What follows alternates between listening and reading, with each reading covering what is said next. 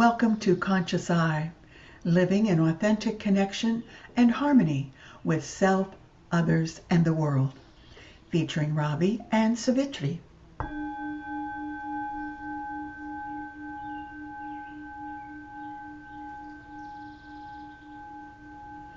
You notice the patterns of behavior repeating, responding to the patterns that you're now noticing. I think that's probably can be the most uncomfortable or frustrating part of the relearning process. To notice that you're more observant and less emotionally charged in those states. Like you don't go into an emotional place, you observe the behavior and you start to recode it by first removing the emotional charge from it. Mm-hmm. And then stepping into, maybe you do the same thing again and again, but once you remove the emotional charge from it, you can then pivot instead of digging deeper into that pattern, because emotion is one really strong pattern maker. It's the fuel for attachment. And so Right. What you just described was a beautiful description of detachment. So good morning, Ravi. Yeah, good morning, Savitri. And what are we talking about today? We have Moksha, and because we're talking about how do we reach Moksha. Mm-hmm. And that's exactly right. What we were just talking about. We talk about, why do we do what we do? What are we here for? And it's that whole conversation of what is our purpose. And we have talked in the past about the 4 aims and what those are and how those bring us to moksha. But even what is it? What is moksha? Moksha is so tied in with the other 3, I think, as I was thinking about bringing it forward, because we talked a lot about dharma and kama and artha. We infused artha along the way when we've had previous episodes. And moksha's always been something that's been a statement here or an aha there, or that would be like moksha. So it's great that we are having the opportunity today to really just take a look at moksha and see how it's attached to the other 3 purusharthas, or the aims of life. And remembering that dharma is our purpose. It's why we're here. It's our duty in our life at this time. And artha is that work that aligns, actually creates the action around our dharma. So those 2 are so interwoven. And as we get through this today, you may see that they all work in harmony with each other. And then kama are the desires. And that's where we can have desires that, well, any of these we can get overwhelmed with, or we can get into such a single point of focus, looking for moksha, or finding our desires, our kama, or working, the workaholic, I can talk about that all day, or the dharma. And so we worry about, am I doing my duty? Am I on the path? Well, let's just say we're living. And when we're living, we're on a path. And so making choices is different than being worried about it or concerned about it. So we talk about coming into the present moment, and that's our dharma, moment by moment by moment. So if we think about it that way, then we have moksha, and that's what we seem to have as a long-term goal. We often think of it, and I think I mentioned this in the last episode or 2 episodes ago. Sorry, I don't know. But you can go listen and catch up with us on that. But, moksha is about leaving our bodies. That's what people think. Okay, I'm ready for my divine trip, my journey. I've gotten what I need through dharma, artha, and kama. Now it's moksha time. However, I think as you and I have talked about this, we've found that moksha actually arrives in different ways. And what you were saying in that introductory piece, before we actually acknowledged good morning to each other, really is a great way to think about how to begin to identify when moksha is arriving, when we are experiencing it. Yeah, that was first of all, let me circle back. It was episode 6, Ego Evolution, where we talked about the aims that you just beautifully wove together and led us through. And I love how you mentioned that karma is our duty in this life where we are now. Mm-hmm. And the art, the work that we do to get there, and nothing resonated harder than when you're like, so many of us worry like, am I on the path? Am I on the path of Dharma? Exactly. And Yeah. then you lose, when we're in that state, we lose sight of the path every time. And it's just being in that flow state, just trusting that we're in that path, being aware of the kama, Kama, the desires that come in, that we may or may not attach to. It was just so beautifully woven together that bring us to this place of ego death, right? Because I think there is that misconception. It's almost like, I don't want to reach moksha quite yet. I'm not ready to leave this earth. Like, it's a little scary. Right. Like, don't take me there. But I think we can put listeners at ease by saying, like, there's so many ways. It's an ego death, right? So there's so many different ways to reach moksha or liberation, where we can experience that freedom and that enlightenment, that feeling here. And yeah, it's temporary and we don't get to stay in that state. But that's, how do we do that then? That's what we're here to talk about today, is how do we reach moksha without having to give up the body, which we kind of like being in. As much as we complain about being in our bodies, sometimes, when we're threatened with being taken out of them, we're kind of like, wait, no, don't do that. Well, it's I'm not ready birth. for that just yet. Mm-hmm. So it's just interesting. It's a little funny because that is, that thought crosses the mind, the ego mind, because, that ego self, that who we identify with here in this iteration of self, this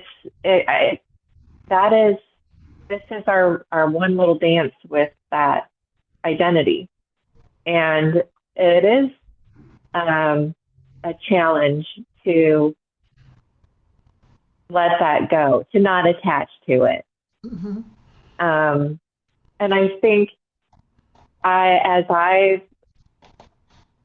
lived and developed my relationship with that part of myself, it's brought me into deeper love of myself, because it is that one chance that we get to use all of those aims to evolve into what we came here to be and do what we came here to do. And loving ourselves along the way is such a forgotten part of the process.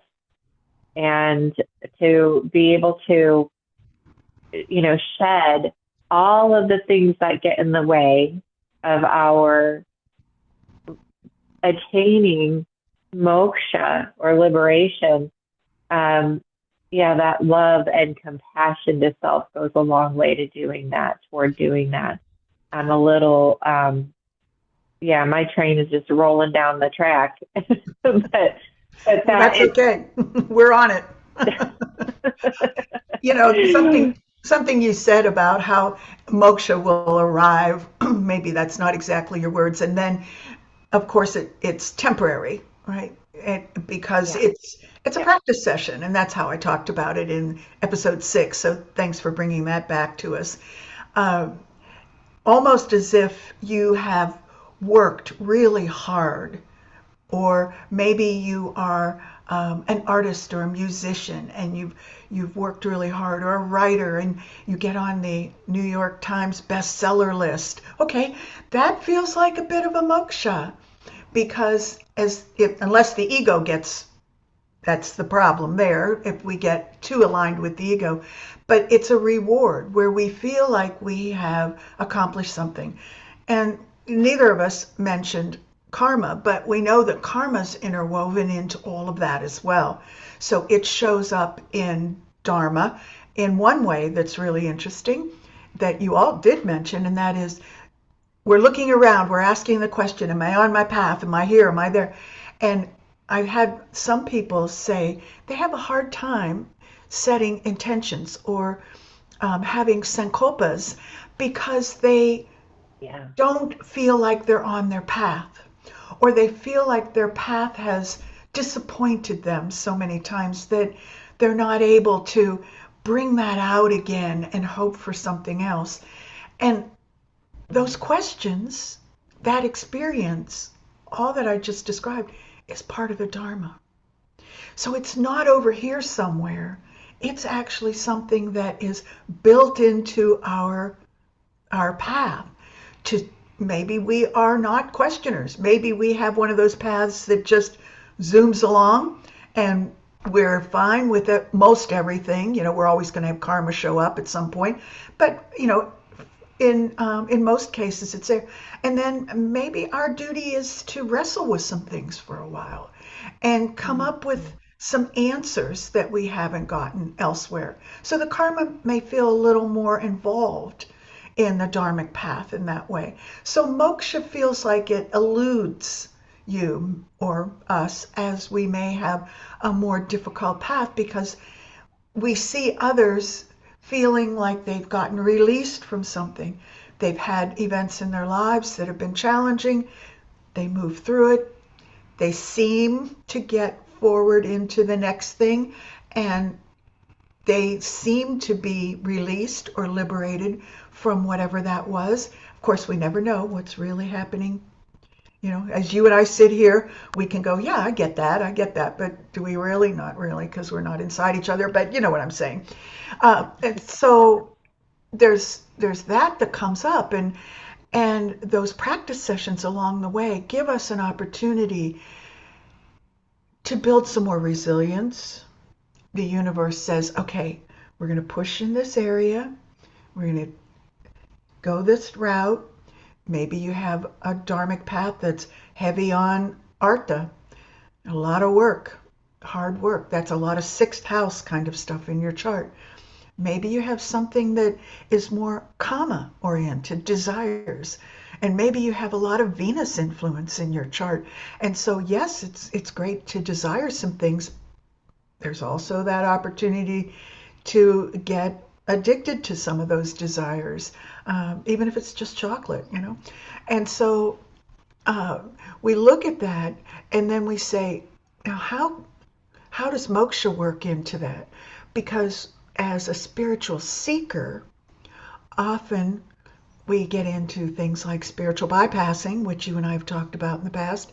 But at the same time, when we seek moksha, it will elude us.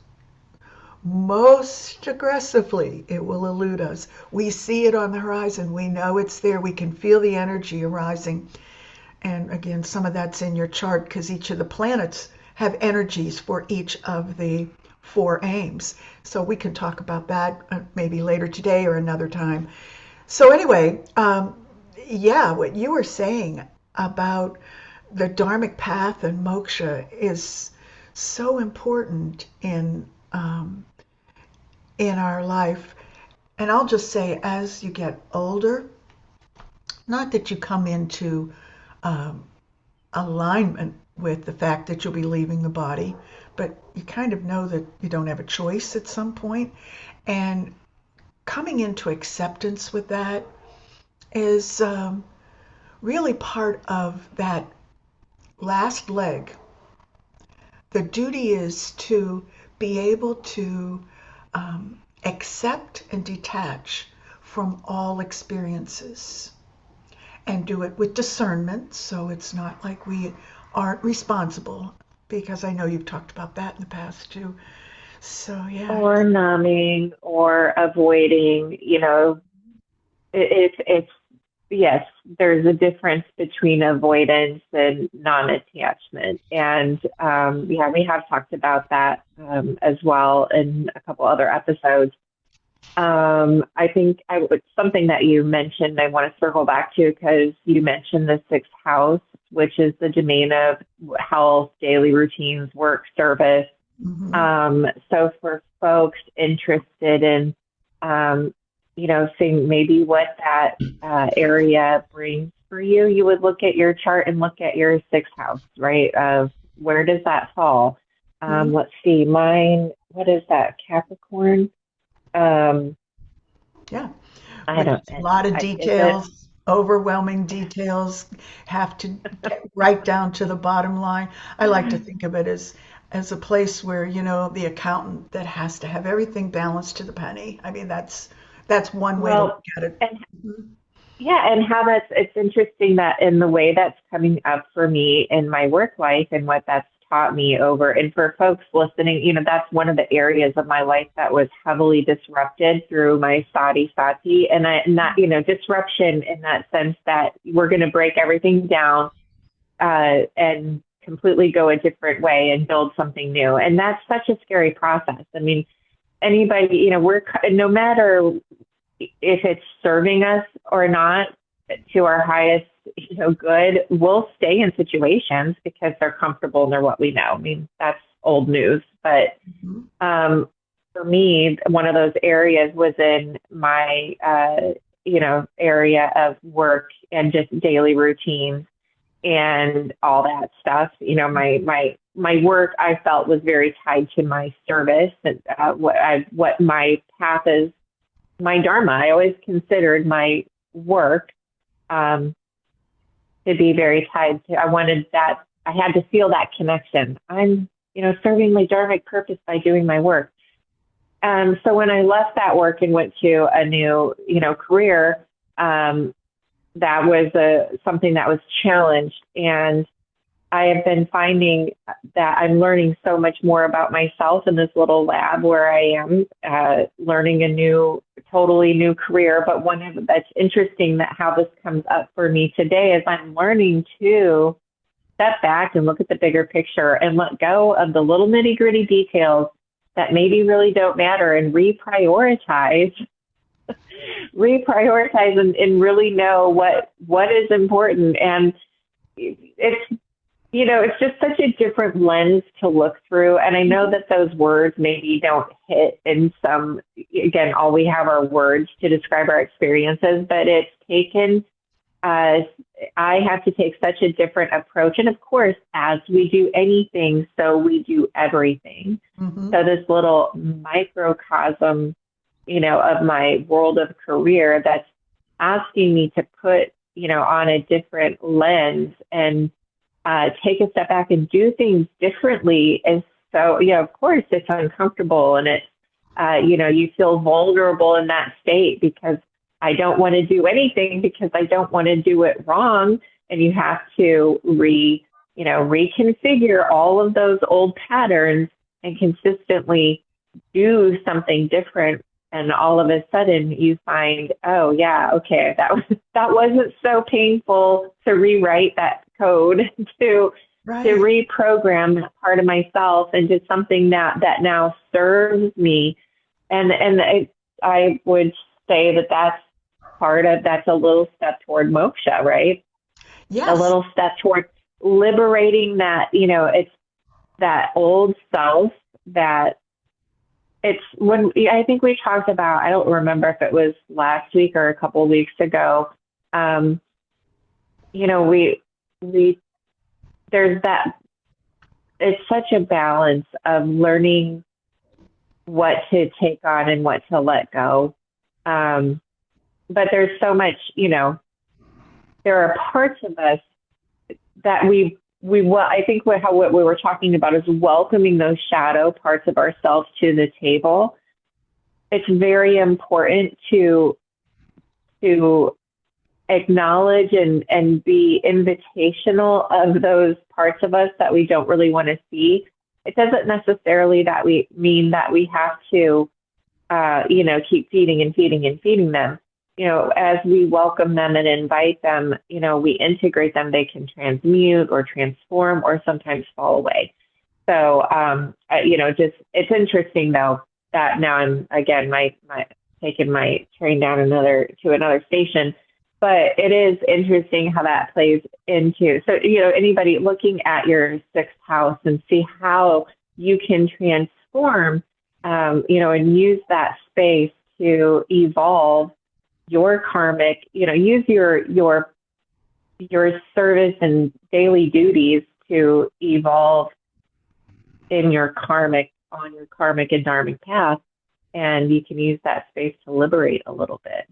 Yes, So, and this is another aspect of having your birth chart done, because each of the houses, the signs, but the houses particularly, have mhm. are designated. They actually are designated in a way that they've been identified to help us come into one of the four aims. And in addition to the sixth house, the second house of values and the 10th house of career is also, we have three artha houses, those three.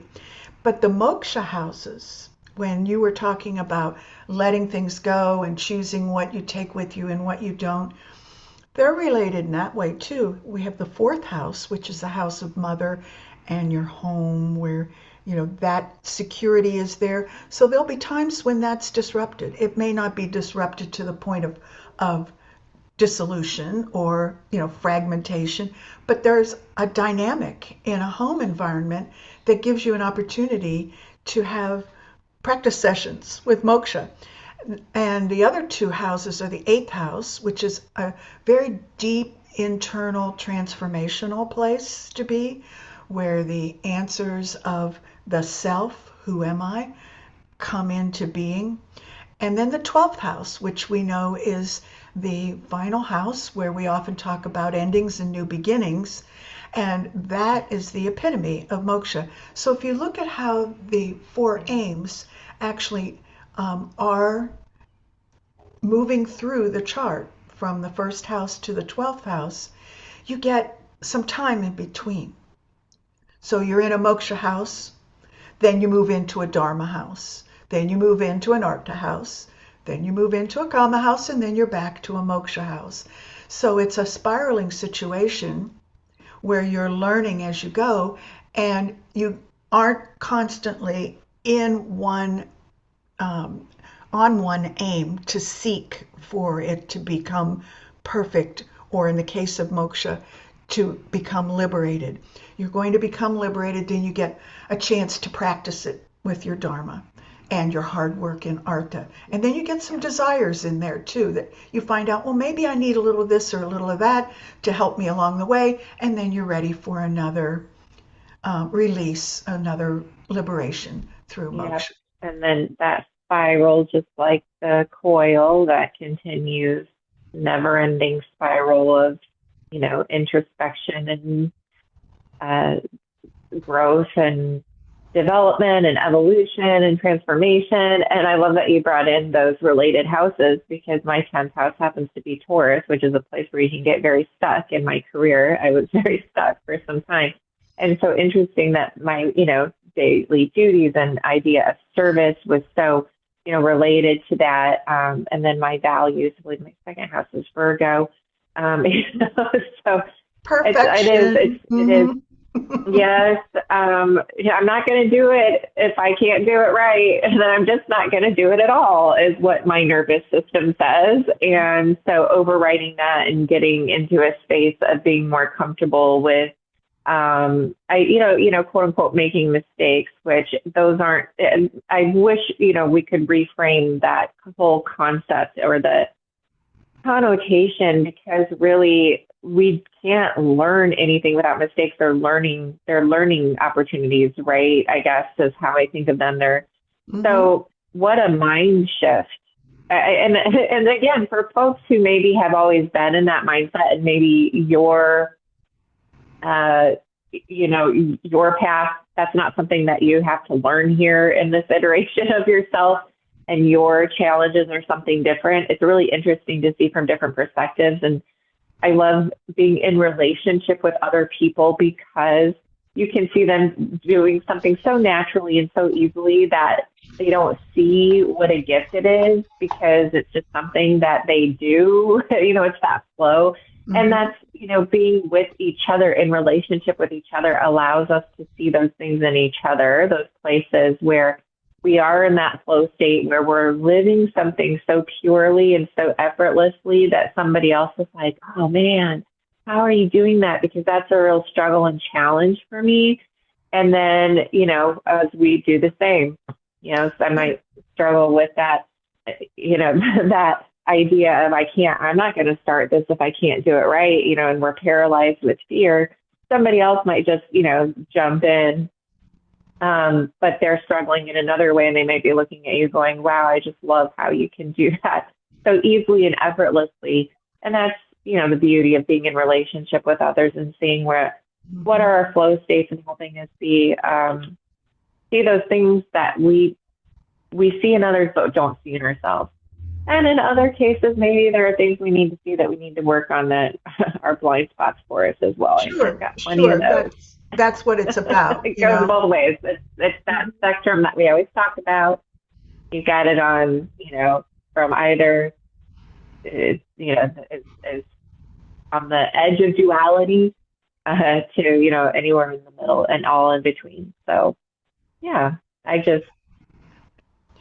It's interesting you mentioned this, being stuck. I think that's part of being human is that we get into a zone or a job or a relationship, all the different things. You can name them all. But we get into that routine, so to speak, or environment that we are familiar with, and we feel restless. Maybe we feel more than restless. Maybe we feel like it's important to change that situation. And that's where that whole idea of moving into, hard work on that comes into play. And so the pain, and I'll just call it that, of maybe physically making the choice, intellectually making the choice, emotionally making the choice to become unstuck and place ourselves somewhere else. And that often happens when people switch careers or if they have relationships that terminate and right. they move. In hindsight, and I know this is probably going to sound a little too easy to some people, and I don't mean it to be that way, but as we look back, we can now see that there were certain things that we needed to be liberated from, even if they were good things, liberated from Mm-hmm. so that we could find moksha and move into our next stage of evolution in a way that we could begin to expand and grow spiritually.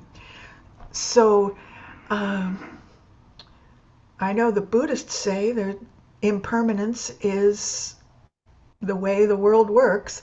And I think that we look at it from a Hindu philosophy and say, this is the cycle, this is the spiral that we go through. And those opportunities for artificial permanence to impermanence are built into the system. So we share those two views in that way. But yeah, Yeah. being It's stuck the and idea of waking up, die, we die to that. We can continue going through in this kind of zombie state where we're in a trance and just, moving through life without really, that in that trance-like state. When you start to become aware that you're in that state and you wake up to it, that pattern is really deep, but you start to disrupt it. That's why those big disruptions, can, whether it's career or relationships, they jolt you awake, that's kind of like, oh, now I'm seeing this, I'm aware of this, I'm seeing this. But there's that idea of, this isn't one and done. We have to die to our ego self every day, essentially, is the goal, is to be able to, wake up anew to, every day. Because when we do go through those periods of disruption, it feels like every day, it's like we see something new, we see it in a new light and differently, and we're doing all that work of integrating and, recoding and choosing different behaviors and all that work. And then we start, eventually, and it feels like we're never going to integrate it or, kind of coast, but then you get that into that space and you're coasting along, and then, another pattern or another transit comes up, another space is lit up in your chart, and, the divine goes, and now you're going to see this, and we get to do it all again in a different way. And so we get to unfold into that state of liberation or moksha over and over again. So if you're listening, and, be curious to hear how you've been experiencing moksha or how you've experienced that in life. It's not just for the point when we exit our bodies. So how are we doing that in this space? And I'd love to hear from our listeners on that. So me too. And the interesting thing about that cycle is that what follows moksha in this cycle, it comes after kama and before dharma. So there will be something that will pull us out of artha, that routine that we were describing, that hard work, heads down thing, to bring us up to become awake. And it's a desire of some type. And then it leads to moksha. So it's really, it's so amazing to see how this is functional in our lives and how it plays out. So hearing stories would be fabulous. We will take your comments, and as you may have noticed, our last episode was responding to the comments, the community heartbeat. One of our community heartbeats. Thank you, everyone, for commenting and for listening. And we had such really great questions. They were so fun to get to explore. So thank you for that. And we do love hearing from folks. So comment here, email us. We've got consciouseyes108@gmail.com, consciouseyes108@gmail.com. If you've got, longer than what you want to comment, or if you want to comment to us, without, what do you call that? Anonymously, personally, I don't know, privately. Thank you. Words. What are they? Then email us, or you can comment here, because it's nice. Sometimes you may have a question that somebody else may have, or, be able to explore, each other's ideas through, just below here, wherever the video is, wherever you're finding it. So. That's right. And the other thing I would like to invite everyone to do is please subscribe. It's free. Oh, yeah. And it's just clicking that one thing. It doesn't even cost you anything but a click, okay? Well, I'd like to talk a little bit about how important that is to us, because if you're enjoying the podcasts, or if there's something about them that you think someone else might enjoy, and you don't have time to share, or maybe you don't know their address or their Facebook site or their wherever it is it would go, if you subscribe, that gets the algorithm of YouTube in action, and it sends out the podcast to a wider audience. So subscribing really helps us, but more than anything, it helps anyone else who may benefit from the dialogue that we have. So please try that this week and see what happens. Like, share, subscribe, folks. It's not hard. No. No, we appreciate everyone being here. This was fun and a great topic. And appreciate the conversation. Yes, great. Satnam. Namaste.